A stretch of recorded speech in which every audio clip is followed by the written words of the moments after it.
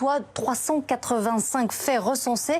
Un tiers sont des agressions ou des dégradations de biens. 2 tiers sont des menaces ou des insultes. Ces 2 dernières années, les actes antisémites avaient pourtant reculé de 58% en 2016, puis de 7% en 2017. Une baisse qui masquait cependant une hausse des agressions physiques. Alors comment expliquer une telle hausse ces derniers mois? Eh bien l'antisémitisme, il augmente de façon indéniable, puisqu'environ un tiers des actes racistes touchent des Français de confession juive, alors que la population juive représente 1% du total de la population française.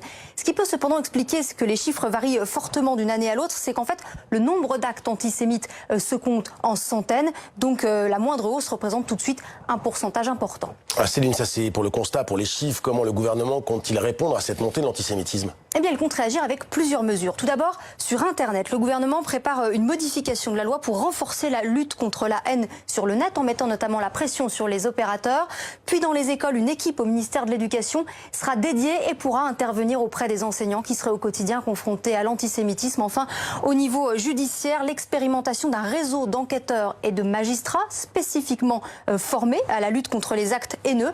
Le gouvernement veut aussi mettre en place un système de pré-plainte en ligne pour favoriser les signalements, car rappelons-le, les statistiques des actes antisémites ne prennent en compte que ceux ayant fait l'objet d'une plainte ou d'une main courante.